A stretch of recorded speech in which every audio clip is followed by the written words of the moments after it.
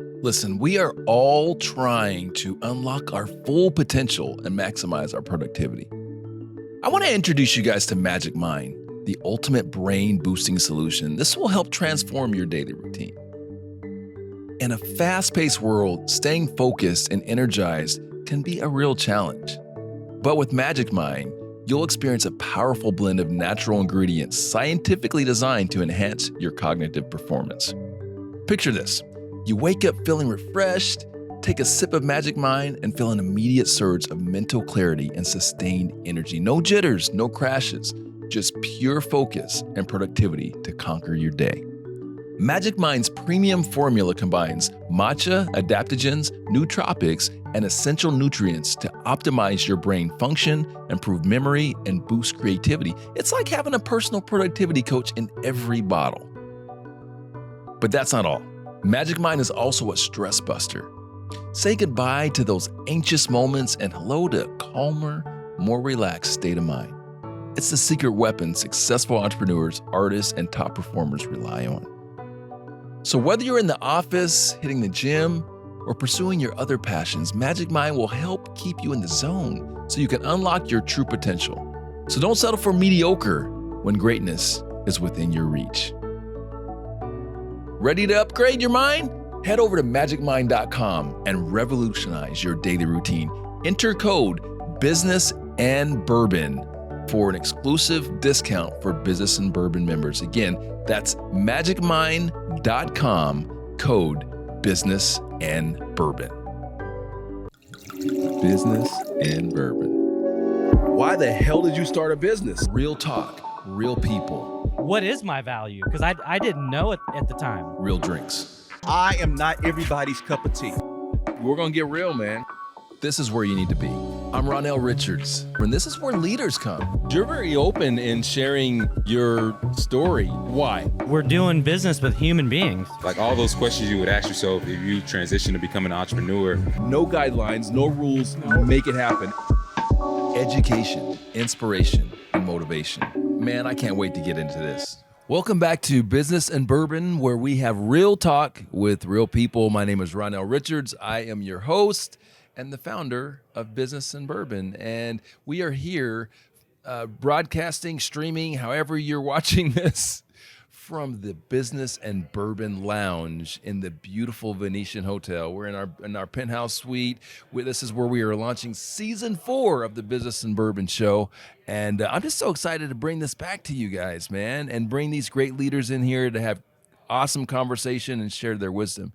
So on to today's guest, none other than my good friend. And you guys, for Business and Bourbon fans, you've seen him before. You've seen him before. He joined me at the King and Duke in beautiful Buckhead, Atlanta, and now he is joining me here in Las Vegas. Sander Biehn. What's going on, my guy? Not much, Ronnell. It's great to be here with you, though. I'll tell you what. This is an awesome space. And, more important, it's about the people, isn't it? I mean, there's just a great group of people in the other room. They're doing whiskey tastings, and we're just having a great time talking about business.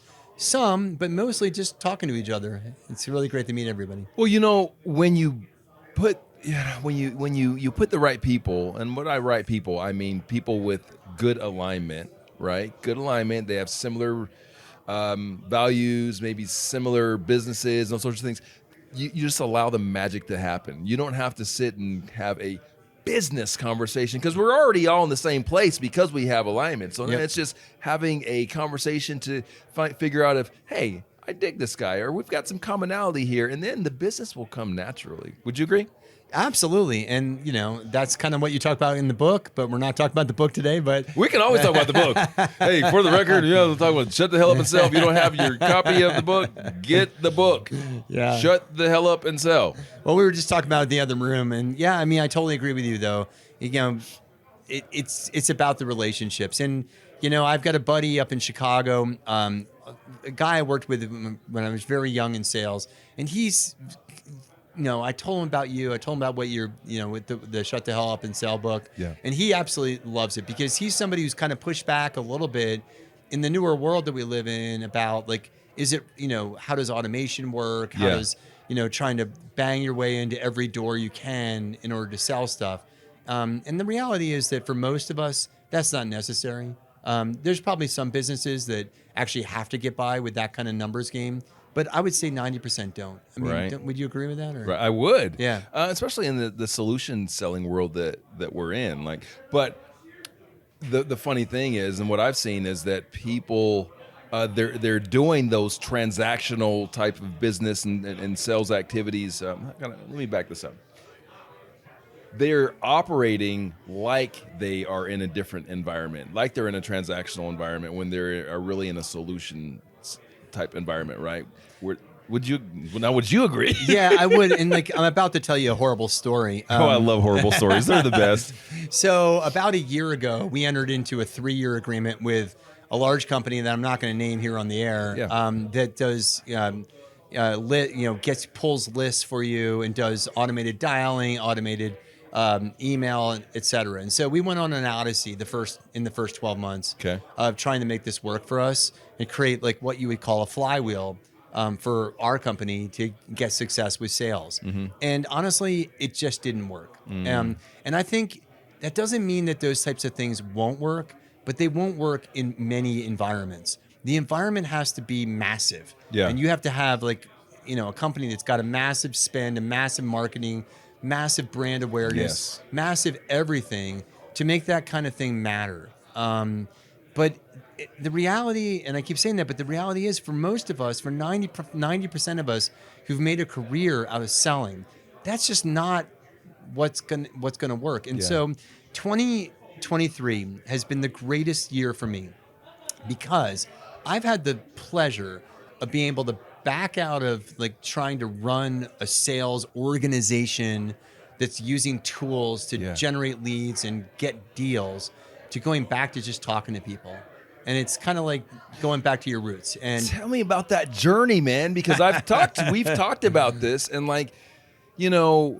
as a founder, a lot of times what happens over that arc of your growth is it takes you further and further away from the sales floor. And I know that you experienced that. Tell me about what that felt like and what you've done and where you're at. We're going all in. We're going all in. So, okay, this is full on therapy session. So let's go. Last year was a tough one. Unsuccessful sales team using unsuccessful tools to not succeed. Yeah. And I had a partner and I was supposed to be in charge of this train wreck who was basically yelling at me about this on a regular basis. Mm-hmm. And so we got together in December and had a very long conversation in Philadelphia over a cheesesteak in which we exchanged the F word probably 190 times each, right, at each other. But in the end, what came out of it was that I was going to go back into sales. And at first I felt like it was a put down for me. Like, oh yeah, well, you got to get back and doing this again, Sander. And I kind of felt like, he was pushing me and my partner was pushing me into a corner with this. But the more I thought about it, the more I realized that sales actually brings me joy. I enjoy spending time with people. And so January sucked because try to imagine you're starting out, your funnel is exactly 0. You've got nothing in the funnel at all. Yeah. And you've got to go out and just manufacture, getting deals. And so I just got after it. Started calling people, looking through LinkedIn all the time. And I just went back to basics. I still had our SDR out there fishing around with some intent data to see if we could get, a blind squirrel could find a nut out there. But I just went full on into my network and the people that I've been working with over time.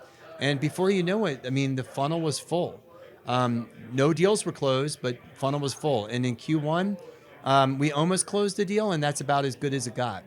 But, here we are not too far into Q2.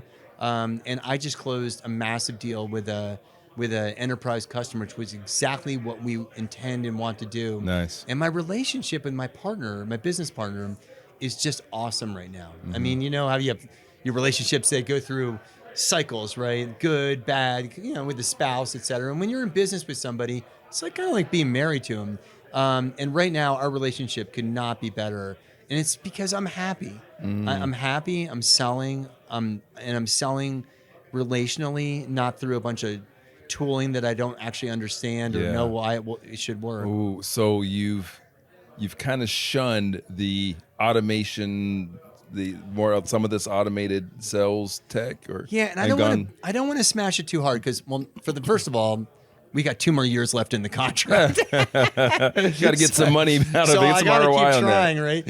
Yeah. So no, we still have, and we take that intent data and we reach out to people. But let me tell you, I mean, like as much as people think AI is going to take over the world, intent data is the same sort of stuff. It's like it's good, but it's definitely not perfect, not at all. And so half the time you're, trying to get intent with somebody who's already intended and then bought, what they needed. So you're chasing after the very worst customer or prospect you can, because these are people who just signed a contract with your competitor. So, but we're not going to stop doing it, but we're just not trying to learn much from it. Just using it in the background, and partially because we got it. Yeah, we're stuck with it. well, okay. So we can kind of, go back and forth on the merits of that service and that technology or whatever. But, one thing I think that I really want to lean into in this conversation is your journey in growing your business. You're in a successful business and starting as the founder, and as the founder, like you're the sales guy. Yep. You're, nothing happens without you making it happen. And so what we typically want to do, or not want to do, what we view as success is getting further away from that. Like, get bigger, get further away from that. You sit in the big office and make the big decisions, whatever that means. Yeah.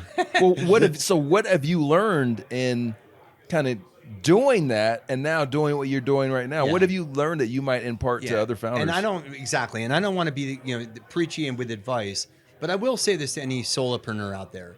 Here's the deal. I mean, our company is not massive, and I'll tell you exactly what it is. We have about 15 employees in the United States, 5 in Europe, and we're in the sub 5 million, and I say sub 5 million, like not 1, but closer to 1 than 5 in revenues. Okay, and that, if you think like, oh, you'll get there someday, and that's the time you'll walk away from sales and you'll be able to get other people to do this stuff for you, guess again.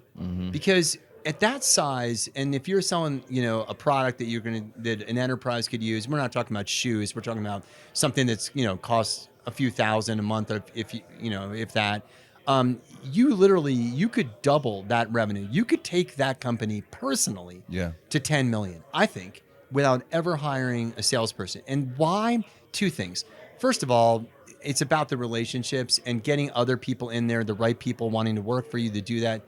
It's going to be, problematic and difficult, based on your size. And the second thing is, it's possible. It's just, you can bring in that kind of revenue and bring the company to that next level. Especially if you like to sell, there's something called what do you call it? Founder's magic. And a founder is going to be like 10 times, maybe 100 times more successful at selling something to a prospect. If I go in cold to a prospect versus someone who works for me in sales, I'm going to be 100 times more effective in closing that deal, because I'm passionate about it. It's my baby. And when people are talking to me, it's like, you're the one who started the company? Like, yeah. And let me tell you why I started it. And when people hear that, and then you tell them why you started it, they're inclined to, to get on board. To your point, I mean, founders, small business people out there, listen, you are always going to be the best salesperson for your business. You are always the best salesperson. I don't care what high-powered or high-salary person you go get and pay them a ton of, they're never going to be better at you. The reason they will not be better than you is because the business is you. Like, you've been there the whole time. So, and I think we talked about this, Sender.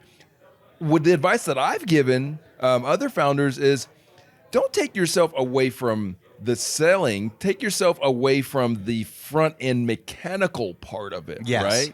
Right, if you can do that, because that's the stuff, like a lot of some of the basic prospecting and database building and all that stuff. CRM, whatever, but never remove yourself from the sales aspect, because again, you're the closer. And we talked about this weeks ago. If you look at some of the largest companies out there, you look at Facebook. Who's the chief salesperson? The chief salesperson is Mark Zuckerberg. When they need to go speak to Congress, which is a sales thing, when they need to go release a new product, all of these, who's talking about him? He's the one that's selling it. Well, look, and for anybody out there, like I worked for AT&T forever, and when we'd always have the sales like leadership would come out and they would want to go talk to our customers. Yeah. And it was always like, well, what do you want to talk to my customer for? Like, I got this. Are you inspecting on me? No.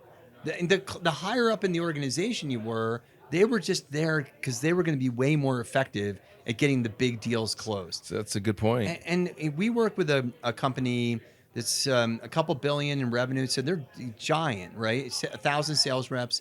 And let me tell you, for any like seriously big deal, like the head of sales, and in a lot of cases, the CEO is still like a relationship, driver in those accounts. Mm-hmm. And those accounts, that company is very successful. And honestly, I think that's one of the reasons, because at the very top deck, they have not let go of the fact that, you need to have those relationships.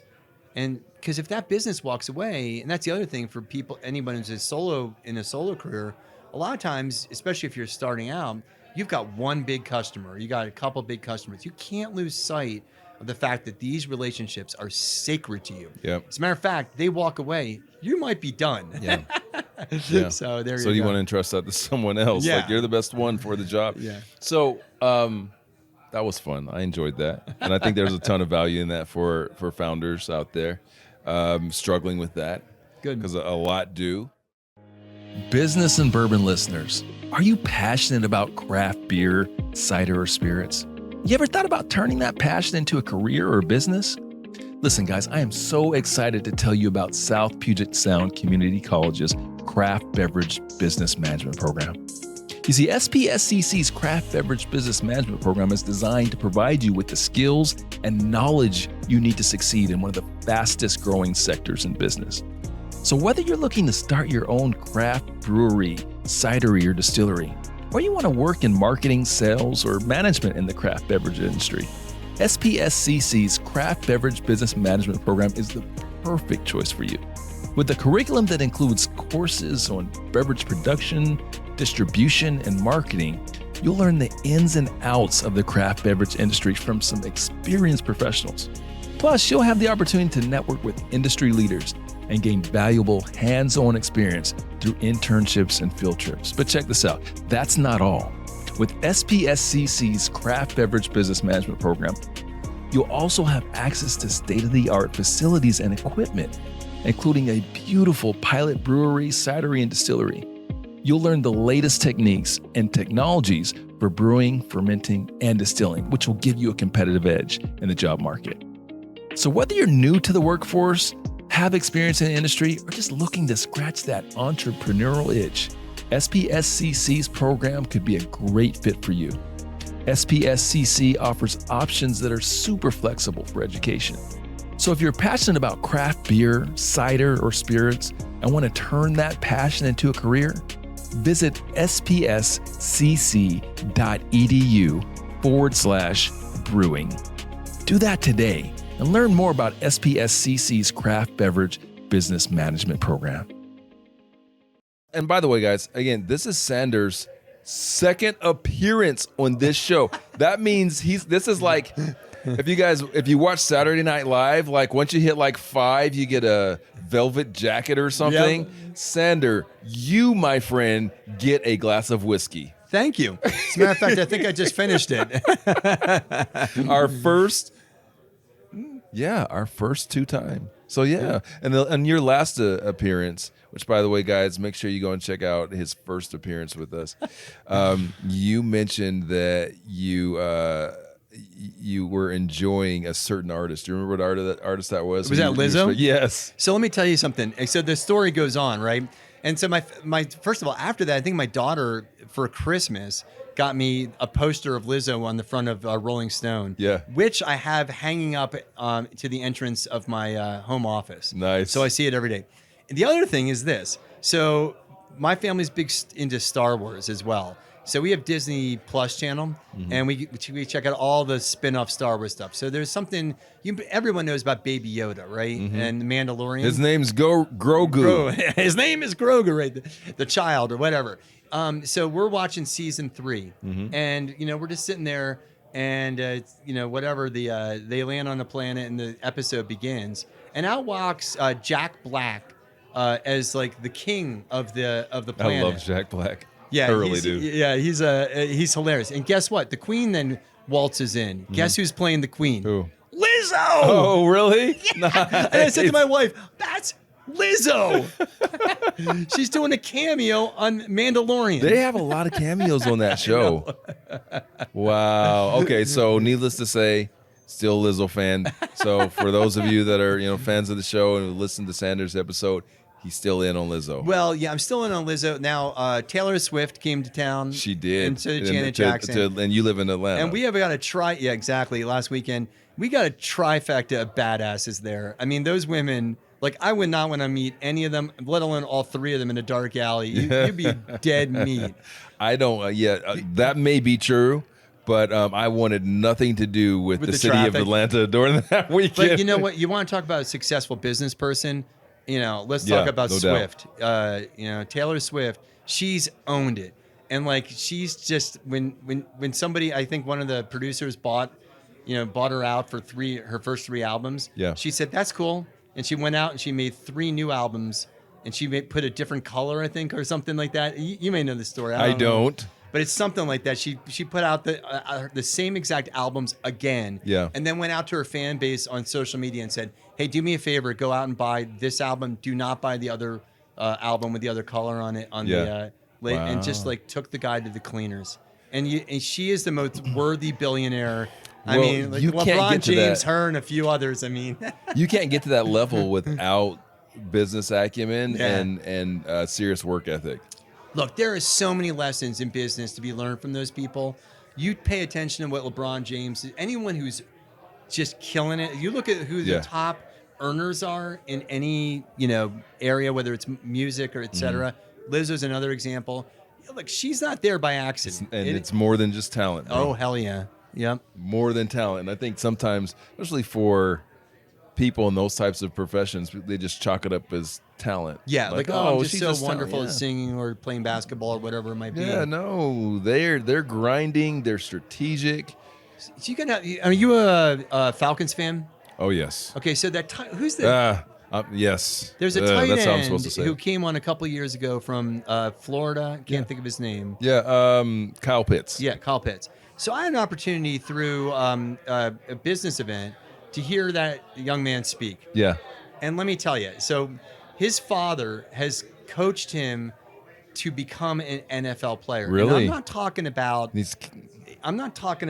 like how to play football. Yeah. I'm talking about how to conduct himself. How to conduct himself.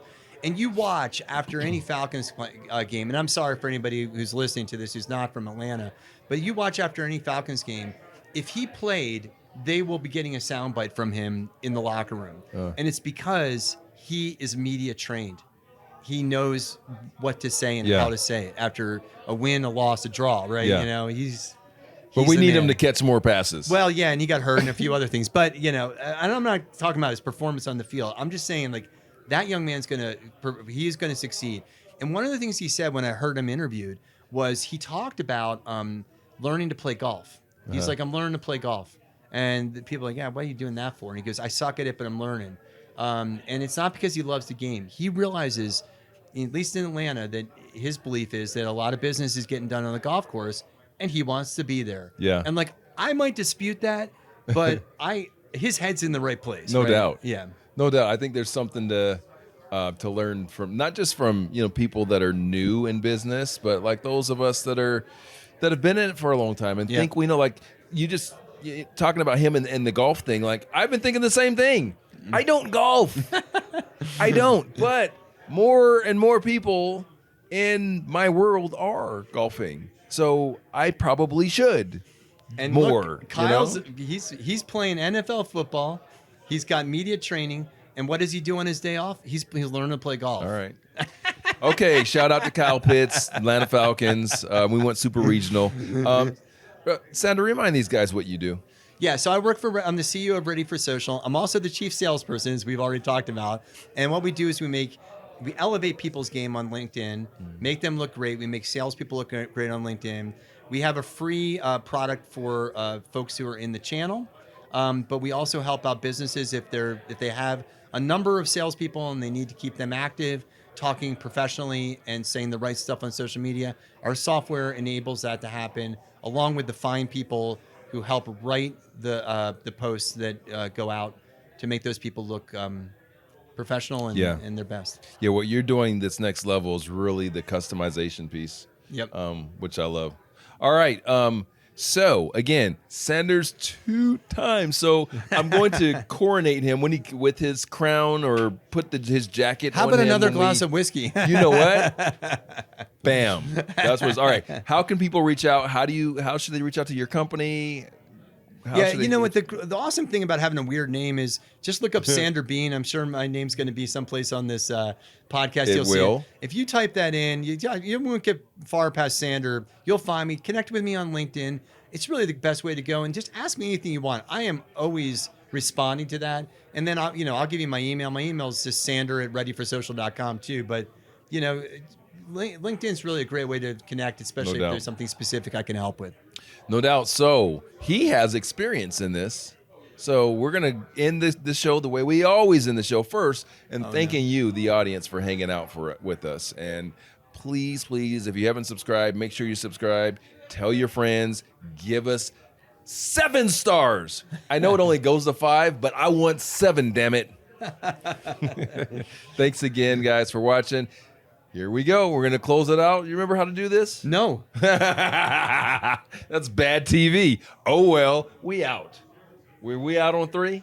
You go for this? We out? Is that what we say? I don't remember it's that. funny. He doesn't remember that. People are watching like, Ronnell, when are you going to prepare people for it? It's so much more fun to not. Yeah. All right.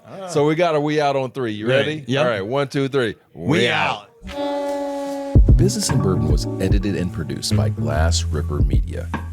Hey, if you like this episode, we'd love it if you rated us 5 stars on your favorite audio or video platform. If you didn't like it so much, rewind it, have another drink. I promise you it'll sound better the next time around. Hey, we also love it if you joined us in our community in businessandbourbon.live. Yeah, go to businessandbourbon.live and join our community for free. You'll have access to exclusive content, and you'll know when we're going to be in your neck of the woods for our best-in-class Business and Bourbon live experience. Thanks for listening. We'll see you next time.